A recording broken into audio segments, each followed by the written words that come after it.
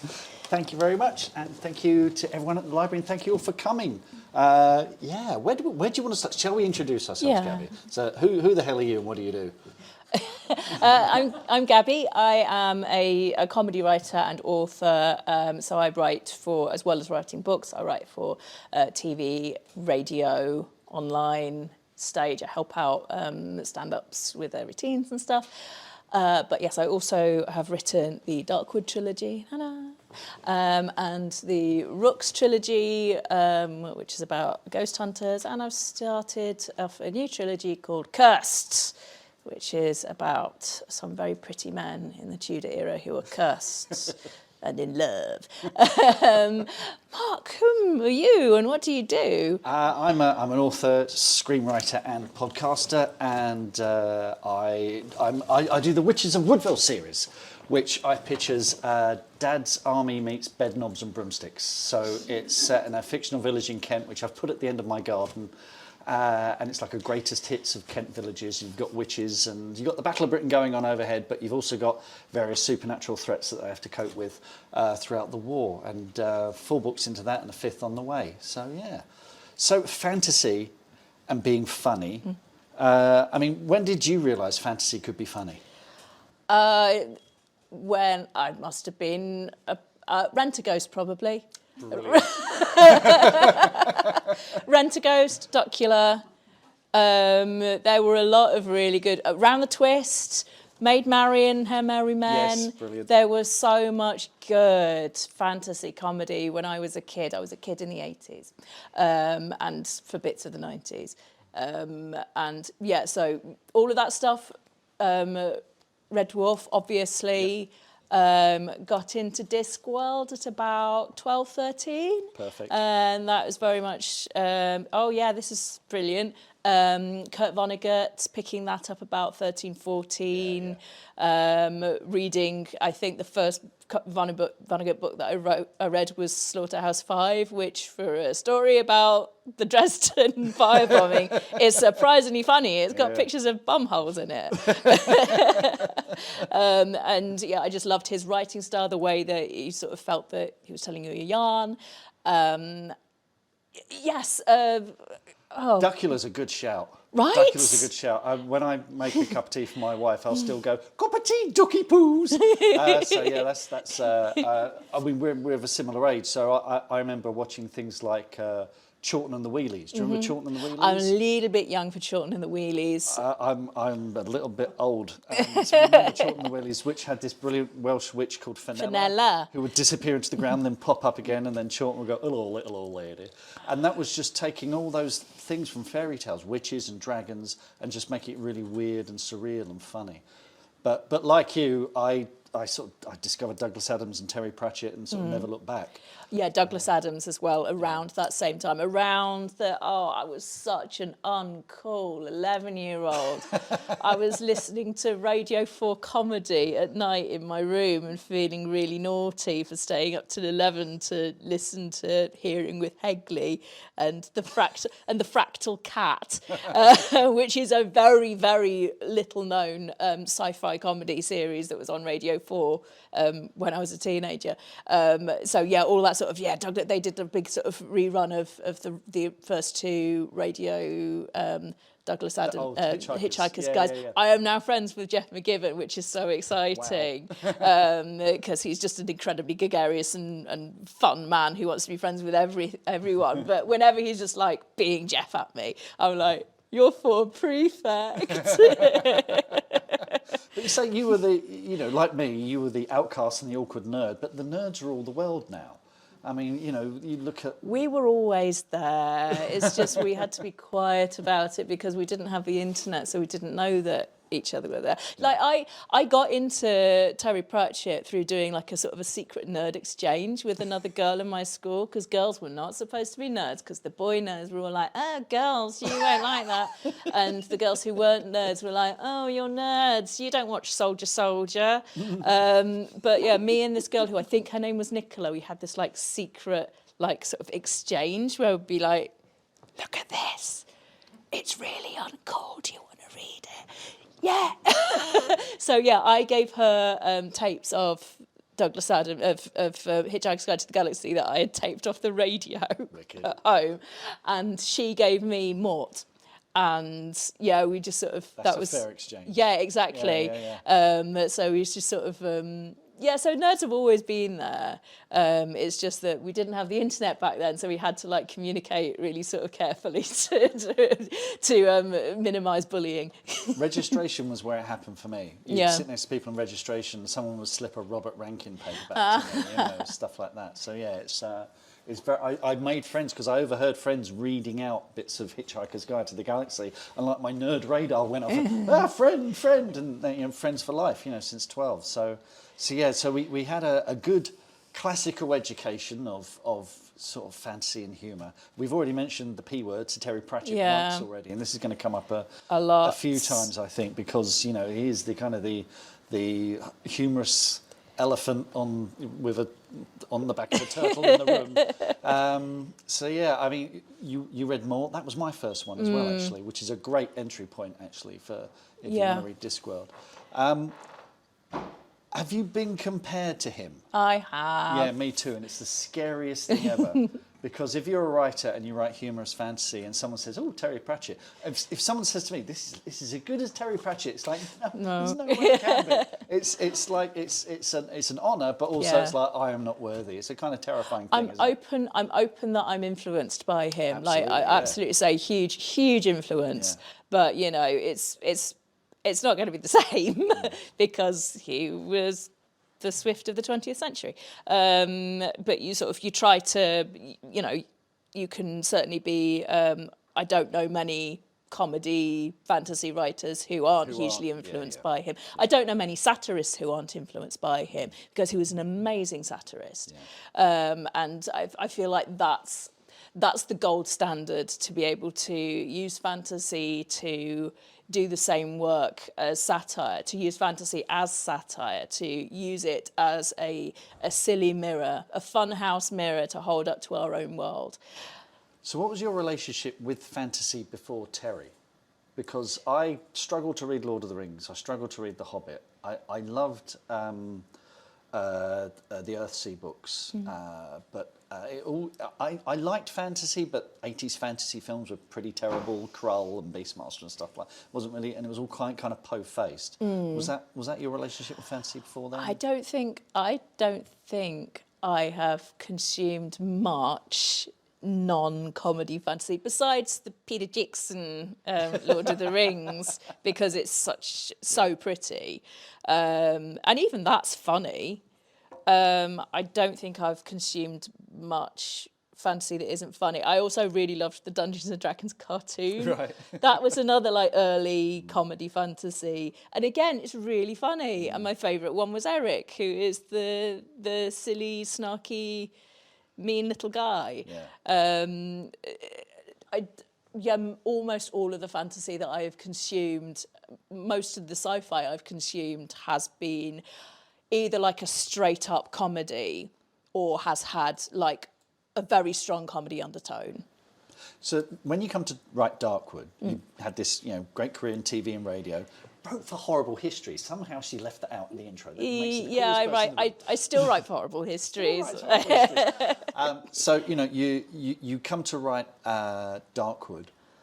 Where do you start? Where's the concept coming from? And is your immediate thought, is your default funny? My default is funny because I'm a comedy writer. So Darkwood came from so many different ideas. I'd written, just as a writing exercise, I'd written a pantomime based around Hansel and Gretel, ages ago, that was just a writing exercise. Let's see if I can write a panto. And that's where Buttercup came from. I just really liked the idea, what if the witch in Hansel and Gretel isn't mean? What if she just accidentally turns things into cake and biscuits, and that's why her house is made of cake, and that's why their stones turn into breadcrumbs? What if she can't help it, and she's just really embarrassed, and she lives and because cake and biscuit is just such a bad building material for a house. When it rains, everything's just going to go to hell. So what if like that is her magical power? And then snow came from a completely different idea I'd had, which had been bothering me for so long, which is, why does Snow White go back to the humans? It makes no sense. Every human being in the Snow White myth, I think about fairy tale myths a lot. Every human in the Snow White myth is so horrible to her. And the only people who show her any kindness are the dwarves. They take her in, and the actions of the dwarves in the Snow White book, in my mind, are so virtuous, and that is like a standard to which I feel people should be more dwarf, because they find this scared person alone, and they go, "You need help. You need shelter. You need kindness. You need camaraderie. Come into our home. We will give you food. We'll give you shelter. We'll make you safe."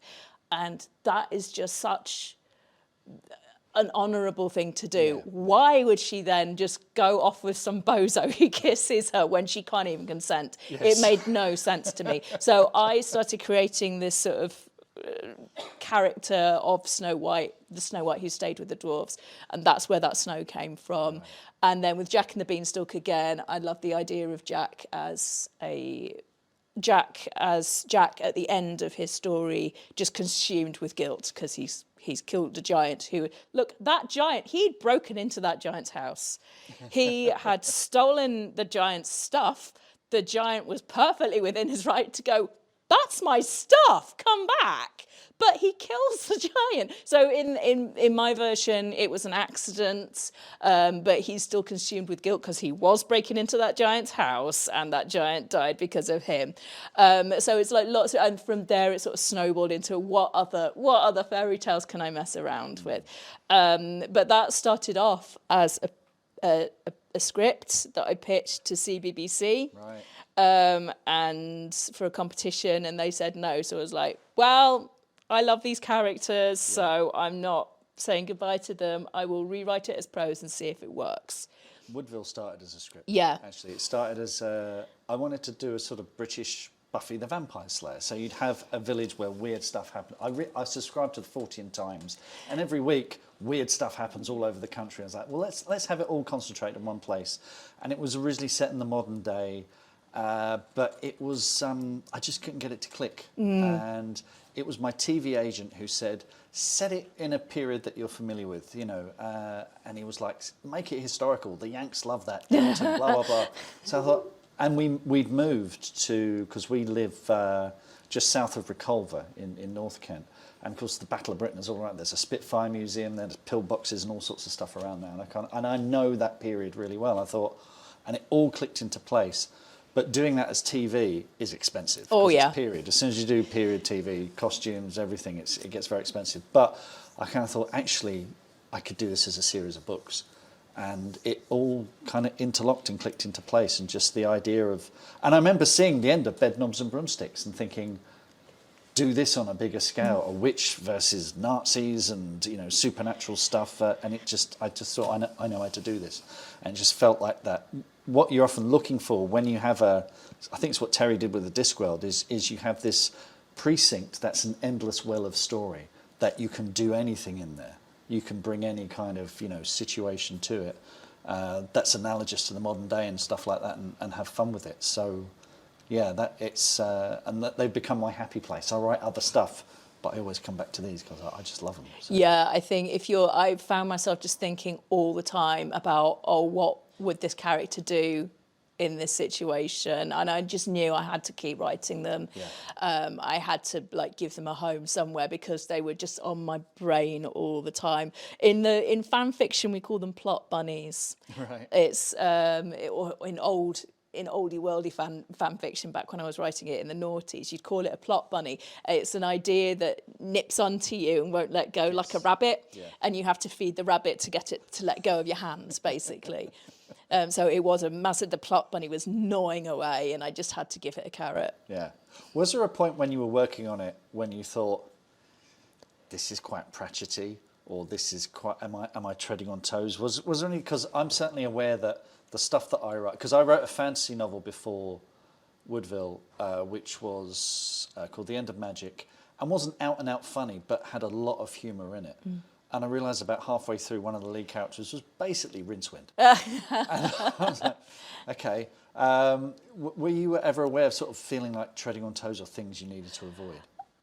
With me, it was probably more I was trying to avoid other things that collect lots of fairy tales together, like Shrek. Shrek was another big, it was another really big sort of influence on the Darkwood trilogy. So I was like, I can't make this too much like Shrek.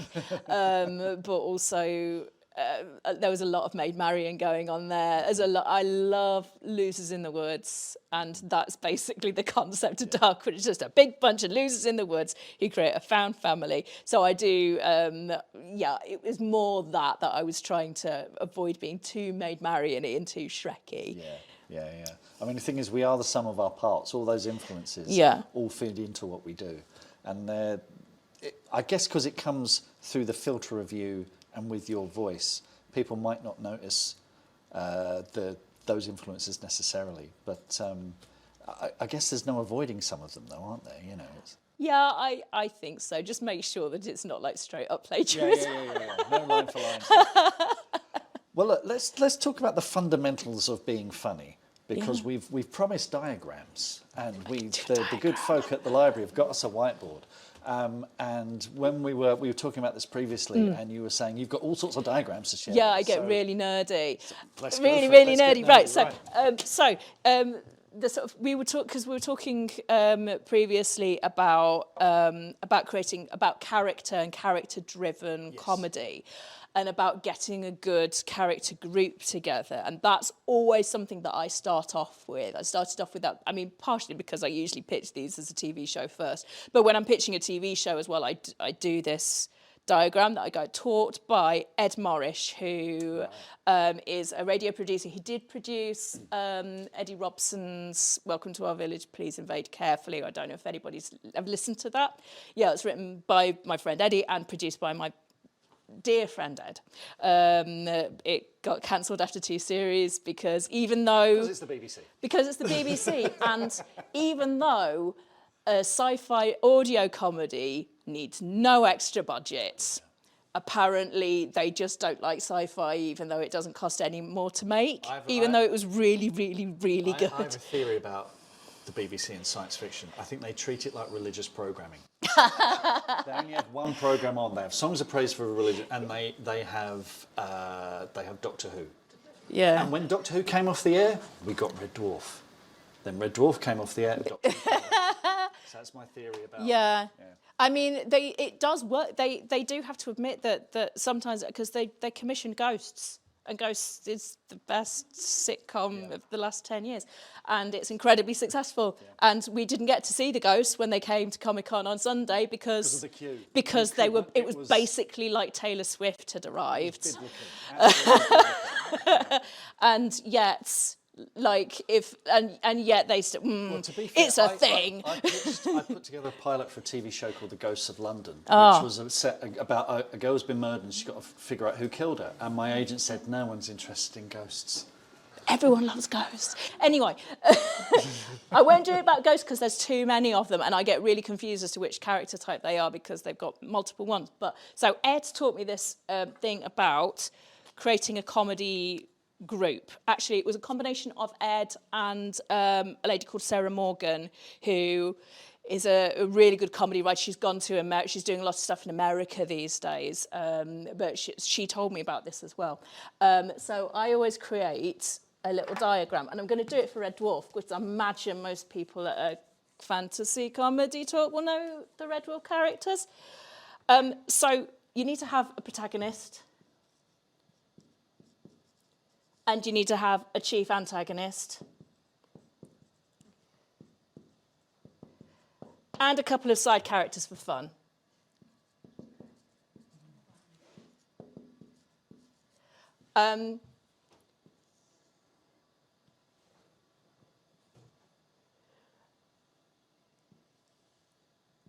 Your protagonist and antagonist have to have one character-based attribute that you can sum up in like 1 or 2 words that makes them absolute polar opposites, so that will always create a conflict where you can just create so many stories and so many jokes out of this one conflict that comes from character. So if we're doing Red Dwarf, the protagonist is Lister, the antagonist is Rimmer. And that's like the odd couple, isn't it? You've got the slob and the neat guy. The slob and the neat guy, but in terms, so they are both, slob and neat, but I feel like the main character attribute that really pushes their storylines and their jokes is about rules. So Lister doesn't want any rules. He always questions the rules. He always challenges the rules. He's very moral, though. He's very, very ethical. He has his own set of rules in his head, but they are not the rules he gets told. Rimmer is Mr. Rules. Mr. Rules. Your side characters also need to have a completely opposite character attribute. So again, while this is like driving the main action, the main conflict, the main jokes, you can just get so much from it. You also want to have like some little B-sides, some little B stories going on, some little B conflicts. And I think for Crichton and Cat, it's about self.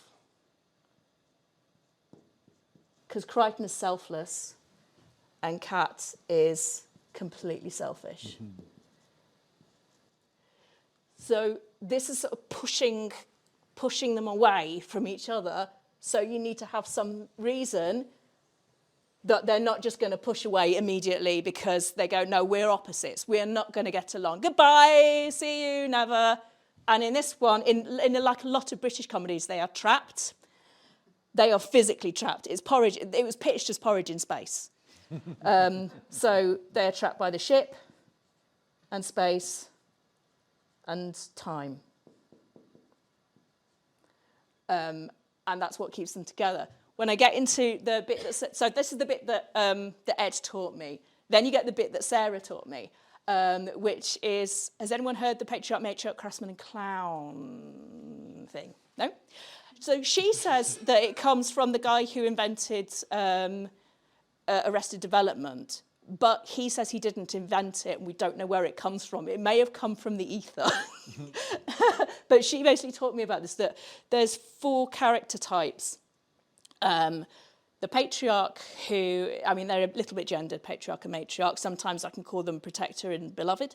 There is like the dad character, who is the person who often drives the action. They protect the group physically. They will often sort of try to protect the group economically if that's an issue with the group. They are very proactive. Even though Lister's a slob, he's the team dad. There's a team mum in this family. Right, it's mum. So the team mum doesn't have to be a woman, and the team dad doesn't have to be a man. In The Good Place, the team dad is, what's her name? The woman. The woman, the blonde woman. I've forgotten her name. Kristen Bell. Yes. And the mum character is her love interest, whose name I have also forgotten. Yeah, Shahidi. Shahidi is the mum character. I know they're a little bit gendered. You can call them the protector and the beloved. So the beloved is often like a love interest, not in this case. But the team mum is the one where if the characters want practical help, they'll go to the team dad character. If they want some emotional advice, they'll usually go to the team mum character.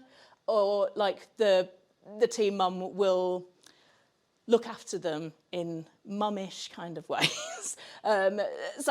Sarah was saying that she felt like it wasn't quite there before Crichton came because there was no soft landing. The team mum will often be like a soft landing character. So in Darkwood, like I very, very deliberately made Snow the team dad and Buttercup the team mum. Just sometimes you can call it having like a character with a hard a hard character and a soft character, because Liz is quite a hard character and you've got Crichton as the soft character to sort of balance them out. So in a way, you've also got this opposite, which is soft and hard.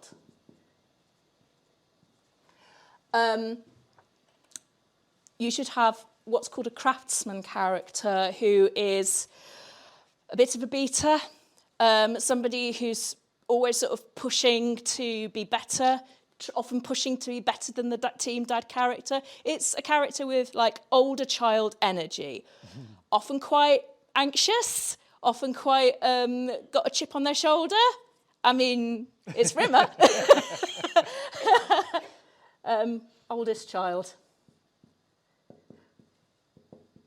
And then you've got a character with the youngest child energy, who's also called the clown, who is often got one big character trait about them that just defines them. They can be very id-driven. They are often they don't have many storylines, but they're there for jokes. And that's Cat, youngest child. Whoa. And in the Darkwood books, I've got loads of people with oldest child energy, Jack, Gretel, and then the youngest child character is Trevor, because I just wanted somebody who was just like a big silly character. When it comes to ghosts, I get really confused because there's like 3 team dads. They've absolutely packed it with team mums. There's so many team mums on that show. Fanny, Pat, Robin, sometimes when he's not being a craftsman. Kitty's a clown craftsman. Mary's a clown craftsman. They've sort of really mixed it up. But you don't have to have any character that's just one of those. You can have like multiple characters who've got the oldest child energy, or you can have a character who's got oldest child and youngest child energy. Yeah, I mean, it's basically every sitcom ever as well, isn't it? I mean, look at The Simpsons. They're the broadest Simpsons. That, isn't it? Yeah. Homer is the dad. Well, obviously Homer's the dad, Marge is the mum, and then they've switched round the children having oldest child and youngest child energy, because Lisa's got oldest child energy, and Bart's got youngest child energy. And it didn't work when they were starting out The Simpsons, because they tried to make Bart the protagonist, and Bart is too much of a youngest child character to carry a storyline, because the youngest child character's just got to be there for the jokes, for the punchlines. It's very, very hard to carry a show when you try to make the clown character the main character. It doesn't work. I'm really into What We Do in the Shadows at the moment, and Guillermo's the mum, Nando's the dad. Laszlo's become another mum. Right. Laszlo's a mum. Colin Robinson is the youngest child energy, and Nadia is the oldest child energy character. Yeah. So that's my little diagram. That's what I start every book off with, and every script. Every time that I'm sort of starting to pitch and come up with my ideas for a show, or for any narrative where I write a group and a fan family, because I love books about family, whether that's fan family or like more of a natural family or a blended family, I'll always start off with this silly thing and just scribbled up. And I do it for so many people. When somebody comes to me with because I sometimes help people out with scripts, and they will, say, "Is this working?" I'll say, "No, because you don't have a clown." Right, let me draw the thing. Shall we open up to questions? Yes, let us. Does anyone have any questions? Don't be shy. This man does, I can tell. If you had a choice, what would you prefer to write? Plays, TV, books? I mean, TV pays better, so... But with TV, you get so many people sticking their our in. Do you kind of get hijack the idea? Oh, we can do this, and go off and do something else. Certainly at the moment, I'm writing a pilot with another person, and I'm already fed up of people saying, "Can you change this? Can you take this bit that you really love out because we don't like it?" Books are definitely where I go, no, I'm just going to write what I want, because I just get my editor going, maybe change this bit a little bit, Yeah. And you don't have... But the great secret of publishing is you can say to your editor, no. There's nothing they can do. So yeah, I mean, I've worked in film, and again, sometimes it's just practical stuff where they say, we just don't have the budget to do that, so can you... I wrote a monster movie that came out earlier this year called Unwelcome, which we pitch as Straw Dogs Meets Gremlins. It's basically a house invasion with lots of little goblins. And the director and I spent a wonderful weekend devising wonderfully inventive ways to kill all these goblins off. And we had a whiteboard like this just full of and eventually it came down to about 4. We could only kill about 4 of them because of the budget, you know, and so sometimes there are compromises. But these, I talk about my series as my happy place because I love working in film. It's wonderful and I love the collaboration of it. And it's great because the money's good, you know, when it eventually arrives. But you know, I've been writing scripts for 10 years and I've had 2 films made, and that's a pretty good strike rate for a British filmmaker. Whereas books, you know, you can self-publish, you can do as many as you want, essentially. So, and you do have that creative control. And of course, maybe one day someone will take the book and make it into a TV series and then ruin it. But that's their problem as long as the check clears. You know, so, yeah. Yes. So, it's nice to see another 14 times. Right. Going back to the your influences and everything, you mentioned the Dungeons and Dragons as something that was on TV. Did you actually play Dungeons and Dragons and use that? I didn't, and it was a surprise to me that it was a game. I didn't know. I just watched it on a Saturday morning before going live. I didn't even know it was a game. And they based it on It's one of those things that I'm sort of vaguely interested in, but I haven't got round to doing yet. I've got loads of friends who do. Yeah, because it came out in the late 70s. Yeah, well, the I would have, but the Young Christian Society at my school got it banned. Oh no! So it never happened. It never really happened. This was kind of at the kind of the Satanic Panic era in the 80s. So it got banned from my school. So I never got round to it, and it's a shame because I worked for various publishers, including Gollancz, over the years, and you meet Joe Abercrombie and you meet Scott Lynch, and all those guys are big gamers, and Brandon Sanderson. That's how they learn to sort of develop these fantasy worlds. So it is a terrific grounding, but I've never really got round to it. Now my son, who's 21 now, into it big time. He's a dungeon master now, and I've seen him, plotting out, drawing maps and putting together characters and thinking of the chaotic energy that they have. It's such a good way to come up with fictional family units and to really think about character. I know. And it's I look at what he's doing and I'm like, that's what I do for my books.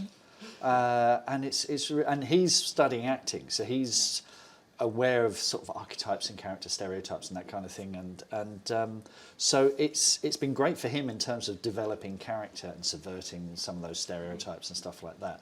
But yeah, it's just been strange. I've been saying to him, you've essentially built a world here in which you can, the kind of precincts that we've created where anything can happen. So I think it is a terrific grounding. I just never got round. I was at FantasyCon earlier this year, and some people invited me to join.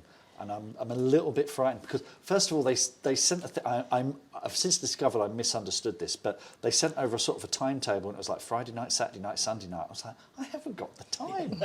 It turns out they only wanted to do the Sunday. Right. So, but it is quite a time suck as well. It can be, it is a time suck. Yeah. But yeah, it's like you, I'm tempted, but haven't quite got around to it yet. At the back there. So, did you initially set out to write a series of books, or did that kind of organically flow after you'd written the first one? And when you're writing a series, do you have kind of an end point in mind, or do you just kind of write each book as a separate? So because I'd pitched Darkwood as a series to CBBC, I did want it to be a series at that point.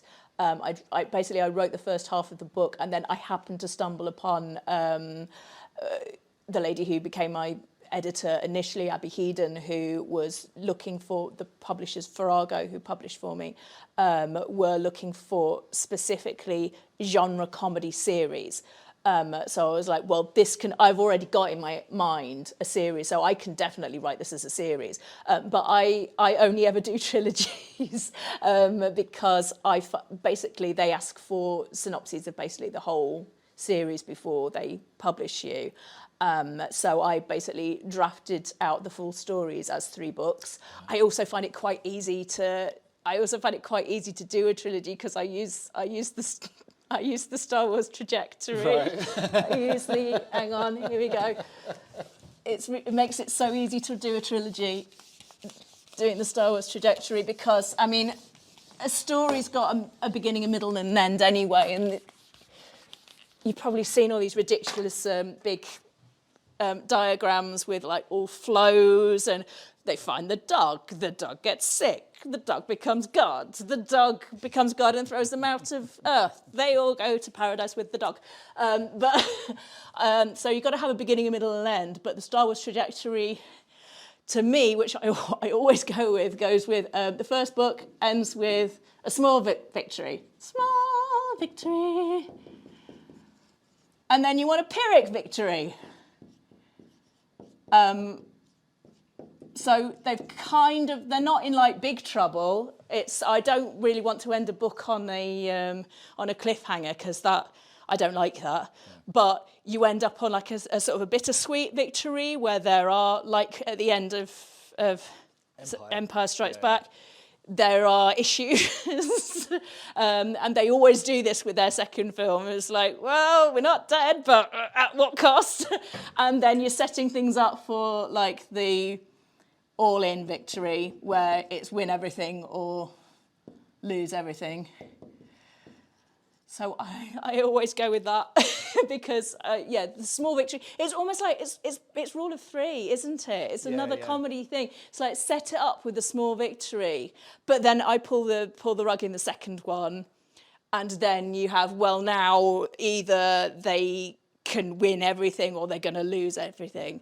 And it's the 3-act structure writ large, it's a 3-act structure, but I also have like the 3-act structure in each book. That's why I do trilogies. So I do like a big, what I call a long synopsis, where I sit down for about a week and just write out the story for myself, about 7 pages per book, with everything that's going to happen and like jokes. Pages per book. Wow. About jokes if they come to me and stuff like that. And then I use that to refer back to when I'm writing. So at the moment I'm writing, I've got this paragraph that I've copied and pasted from because they're stuck in Oxford. As I mentioned in the car, they're stuck in Oxford and they need to go to Wales. And I need to get them out of Oxford really quickly. And I've got my little plan as to how to get them out of Oxford in my long synopsis. And does that come from working in television where you do have to pitch stuff way ahead and everyone needs to know how much they're going to spend on the series and locations? Ed would call it a beat sheet. That basically, when you're writing a script, you do the pitch and the treatment, which is quite short. So you like each episode that you want to do, it's got like a small paragraph, like Jenny finds a dog. Yeah. The dog turns out to be God. Hilarious consequences. And then you have to write a beat sheet where you're writing scene by scene what's going to happen in each scene, so that you just know from when you're writing, and so the producer knows. Yeah, everyone's on board. Yeah, see, mine's quite different. So I co-present a podcast called the Bestseller Experiment, and every week we talk to authors, and we've been going for 470 something episodes now. And one of the big common denominators for the really successful authors, and there are exceptions, but most of them have written a series, be it crime or fantasy or whatever. You have a series which usually follows a character or a band of characters, and they can be trilogies or they can be on-running series. And I thought, okay, I need to come up with a series idea. But I didn't want to do just a trilogy. I wanted it to run a bit Discworldy, essentially. I wanted to have a precinct where things could happen and I could keep coming back to it, the endless well of story, if you like. So I pitched 3 books to start with to my agent and my publisher. But I just did a para for each one. But the pitch was more about the fact that here's the village of Woodville, which is like a greatest hits of Kent villages, but with this Fortean strangeness to it. And you've got the war going on as well, and anything can happen. And I pitched 3 quite different stories for the first 3, but each works as a standalone, essentially. So you could pick up the third one without reading the first 2, and it's essentially, you know, you've bumped into these characters, and this is what's happening to them on this adventure. And then once the first 2 were out, I pitched 2 more, so they picked up 2 more. And that's how I hope it will sort of go on, is that I will keep sort of pitching and hopefully they'll keep buying them. But yeah, so for me, there's no end point. I mean, I've got an idea where it might end up, but I'm not really thinking about that yet. I'm kind of thinking what's going to happen in this book, and then I've got a vague idea about the next couple of books, and that kind of frees me up so I don't have to stick to a kind of a road plan, essentially. So yeah, I mean, I've been to author events and I've worked in publishing and book selling, where you hear authors go, "Oh yes, I've written this 9 series cycle and I knew exactly how it was all plotted out." It's like, all of it, really? But I guess when you're taking that sort of TV approach, where everyone's singing from the same hymn sheet, essentially, because I'm plotting out a TV pitch at the moment, and it is, you know, all the episodes we've got to know exactly what's going on. But with the books, I just felt I wanted the freedom to not do that. Yeah. Basically. I mean, saying that, my third Rooks book went off completely, an absolute tangent from what I was originally going to do, because it turned out writing the second book, it just wasn't making sense for them to make the decision that they would need to make for the third book to work. So I just, basically, when I'd finished writing the second book, I made a completely new long synopsis of book 3 to make it work better. But that was, I was already, like, the first book was already published. It's like, well, I better finish this story or else people will get mad. And the new series, that's a trilogy as well. Of course it's a trilogy.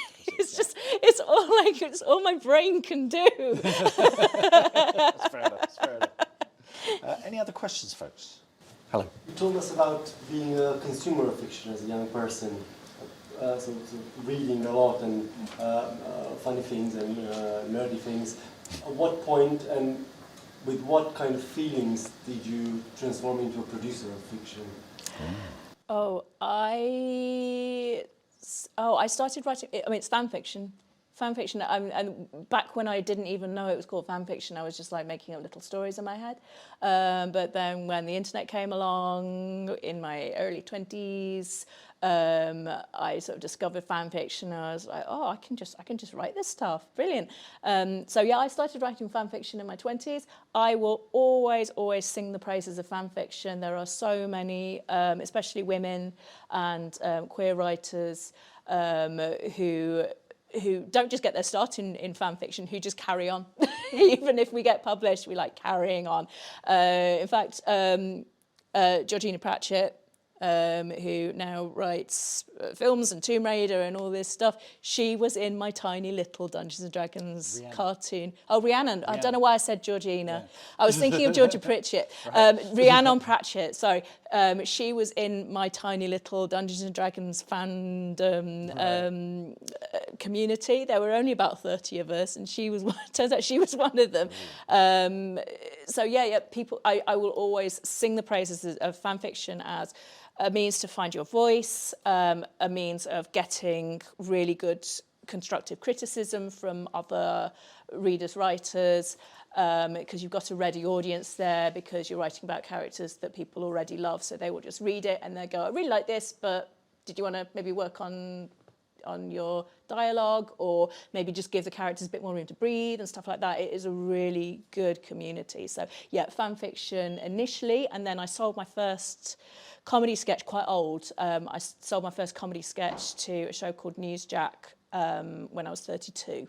And that's where I started making money as a comedy writer. I'm much older than you. So what I wrote was essentially a kind of fan fiction, but again, it wasn't called fan fiction. I started writing a series called Skynet, and this was before I'd seen The Terminator, and it was essentially a rip-off of Battlestar Galactica, Star Wars, and Star Trek. and I actually spent more time designing the spaceships and naming them than actually writing anything. But when I was at school, I liked acting. I wanted to be an actor first, but me and a bunch of friends after school would write sketches together, and we'd record them on audio, and you'd soon learn then what was funny and what wasn't. And my wife and I got into drama school, but she's the talented one, so she got the grant. That's how old I am. And so she went to drama school, and I was working at Waterstones at the time. And I started writing plays that we could put on. So when she came out of drama school, we started putting on our own plays. And that, again, is a great way to learn what works and what doesn't, because you're in the room with the audience, and the thing that works, you get a buzz, and the thing that doesn't, it's the worst thing ever. So I learned a lot from that. But I'm not really a theatre writer. I love films and I love fiction. So I turned some of those plays into scripts, one of which got optioned, and I met the director who went on to make Robot Overlords and Unwelcome. But and while this was going on, I was sort of reading fiction, not thinking, working in publishing and not thinking I was good enough, but kind of working away at it and rewriting and writing terrible novels, until one day it wasn't as terrible as the last one, and they slowly get better. I think writing is a process of failing a little bit less every time. So yeah, but I started young, but it took me a long time to get there. I didn't go to uni because I applied for drama school, didn't get it, and had a job, and I thought I actually quite like earning money, which is quite nice, working for Waterstones. Wasn't a lot. But and having got a foot in the door in publishing, because I come from a working class family, I didn't know anyone in publishing or anything like that. And having got a foot in the door, I thought, I'm not stepping outside again. I'm sticking in. It's been great. So I learned a lot just being in the industry, frankly. Yes. So after you've written a book or like a script, how do you get a feeling that like it's actually funny? It's like when you get like Very good question. It is so hard writing in a bubble, writing on your own. Comedy is probably the worst thing you can write on your own. So often it's just what makes me laugh. Yeah, so I do write quite a lot in writers' room for TV and stuff like that. For sketch shows, I will write a lot in a writers' room. They are so good for getting a mood of just the room, getting a mood of what's funny. With scripts, I've got a virtual table read group of friends who are also comedy writers, and basically when we've written a script, we'll message each other on WhatsApp, and we'll get together a Zoom call, and we will do a table read over Zoom just to get an idea of what's working, whether it's funny or not. Can't do that for pros. I did send the first Darkwood over to my friend Jess just to get her to have a look, and she did make basically Jess is the reason that Patience is in the rest of the books, because initially Patience just dies, and Jess was like, you just fridged a female character. Oh no, I did, didn't I? Well, it's magical, so she can come back as a ghost and just be really, really snarky to everybody. So I made my fridged character a ghost who keeps coming back and just being really angry that she got killed. And that was Jess's idea. So generally, it's having to rely on your own sense of what's funny, but also the editor helps. The editor is your second pair of eyes. He gives it a once over, and will get back to me, hopefully, that the things I thought were funny were funny. I have a couple of beta readers, and we have a mutual kind of you show me yours, I'll show you mine kind of thing going on, and it's very handy because they will put in the comments a lol kind of okay that one works, you know. But comedy's a strange thing because having done theatre and writing funny plays, you know, you'll have 5 nights in a row where everyone laughs at that joke, and the 6th night they don't laugh at that joke, but they laugh at the thing that wasn't supposed to be funny. So it's a really strange thing. It's very much in the eye of the beholder, and you just have to trust in that. And I think it's coming out to the principles of comedy.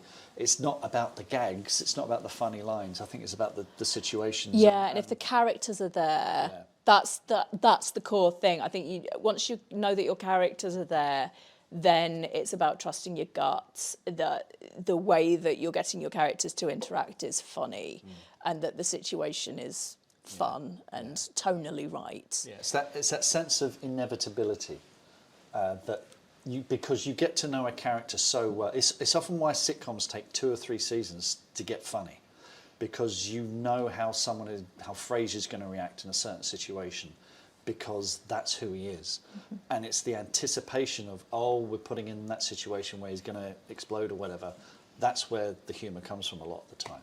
So it can often be a slow build, but it's tough. It is tough. And humour is such another one of my theories. I think publishing is terrified of humour because it's full of nice middle-class people who don't want to offend anyone, and they don't know what's funny. And they're terrified to put that it's a humorous book. And the other thing is, once you say this is the most hilarious book ever, a lot of Amazon reviews will tell you otherwise.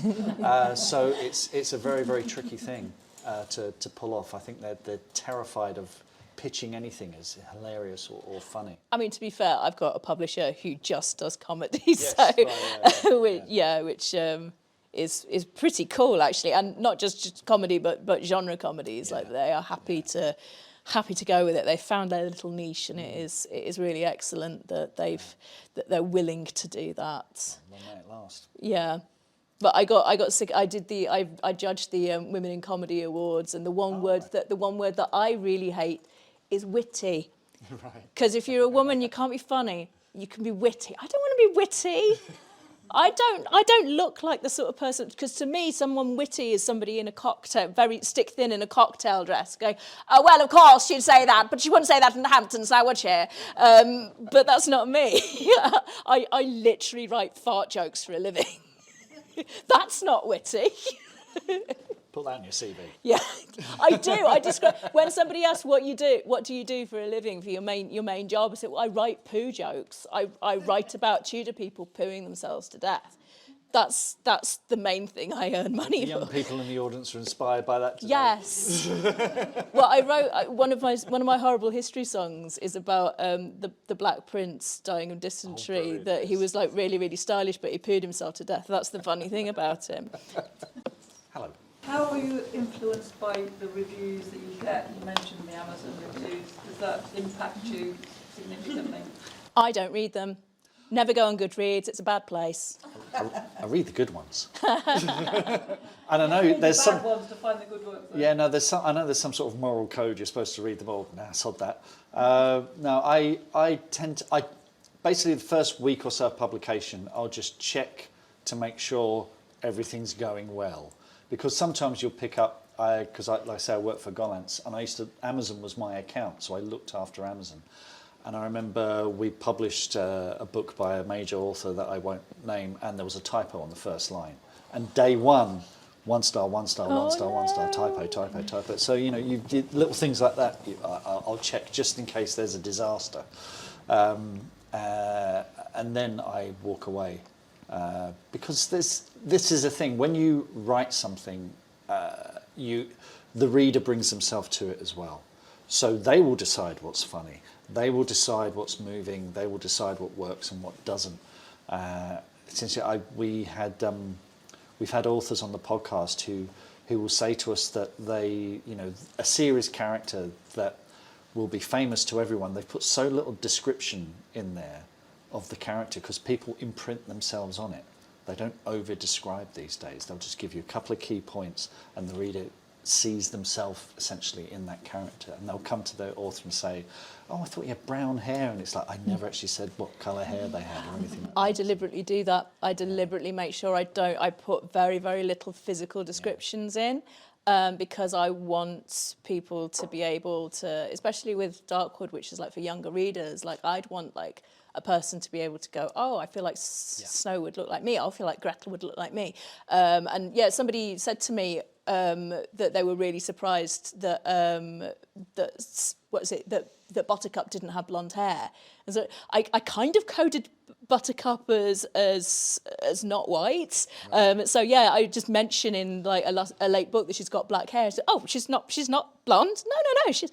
Yeah, well, I mean that's the thing you become aware of in screenwriting, especially, is a thing called default white, which is where not necessarily the lead characters but the day player characters. So if someone goes into a bar and there's someone behind the bar, the casting director, through an unconscious bias, will use 9 times out of 10 cast a white person. So you become very aware of, I need to mix this up. I need to populate, the Yeah, story in with- scripts and sketches, I will make sure that we've got like Yue in it. I make sure we've got like a Kenji in it. So make sure we've got like a Pratiga in it, just to make that casting director go, right, I'm not casting Sally for this. Yeah. So yeah, it's I've forgotten the original question. Reviews, yeah, I tend to ignore them. To be honest. And if you ever get down about them, just find your favourite author. Pratchett, Dickens, Woodhouse. They've all got 1-star reviews. So you soon learn you can't please everyone. And I tend to write to make myself laugh, to make myself happy. First draft is for me, then subsequent drafts, I'm thinking more and more of the reader, but I'm not delivering, to market or anything like that. I'm just thinking of how do I delight and entertain the reader this time round. So, but I try not to worry too much about them. And if you think book reviews are bad, try film and TV reviews. Oh yeah. So all of my horrible history work is after the main 6 have left. People don't like that it's still going on after the precious 6 have left. Oh no, we've got non-white people in it now and not white people in blackface. And yeah, apparently, no, I won't watch it anymore. It's rubbish now. Bring back Matt, lovely, pretty Matt. No, he's doing ghosts and that's fine. You've got other lovely people now. And no, people get angry. So no pleasing some people. People get angry that they are personally no longer 14. Yes. What do you mean I'm 30 now? Do you find it hard to write to a deadline? No, the opposite. Sometimes I'll be procrastinating like crazy and I will tell my publishers, please give me a deadline because I'm just on Twitter and playing Wordle. I need somebody to tell me do this now. Otherwise, if I've got a deadline, I'm really, really good at writing to deadlines. Like it's the opposite with me. If I don't have a deadline, I will mess about and look out of a window and tell myself I'm thinking and I'm not. But if I've got because I also write for I get literal comedy emergencies. Like one of my clients has ADHD and occasionally forgets that she's got a booking as a. So I need 10 pages about what's funny about accountancy for this accountancy awards that I'm doing tomorrow. I'm like, fine, I can do that. I can sit down and bash that out. But if she were to tell me, is there something funny about accountancy that you can tell me in a month? I just won't do it. So it's the opposite for me. Deadlines are actually the writer's friends because otherwise we are lazy beggars. Yeah. No, I'm having worked in publishing as well. I know that if you miss a deadline, it screws everything up because there's a chain.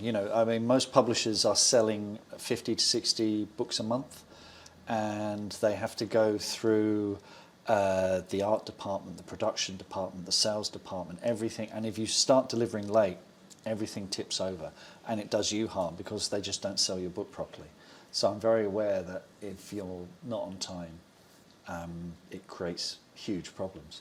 So and like you, I if you give me a deadline, great, I will meet it, and you can work back from it and just figure out how much you got to write every day to get to that point. So yeah, which is why most authors, when they write their first novel, they might have taken 8 years to write it, and they've rewritten it and gone back to it and thought about it and blah, blah, blah.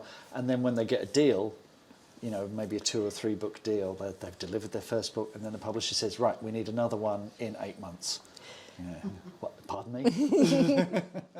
So yeah, it's really tricky. Publishing is very slow and then very hurry up and wait.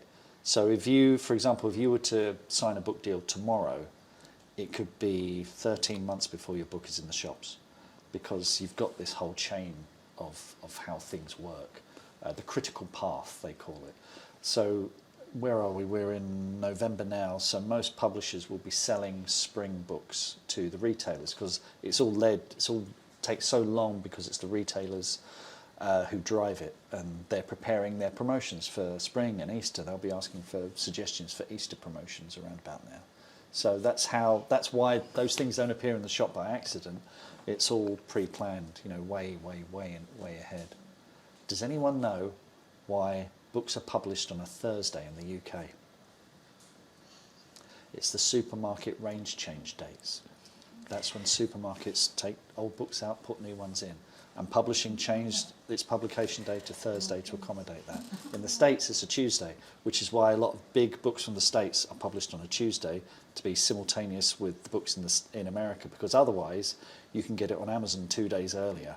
And so, you know, if it's a Michael Connelly or a Harlan Coben, it tends to come out on a Tuesday, but UK authors, it comes on a Thursday. So it's so much of it is led by retailers.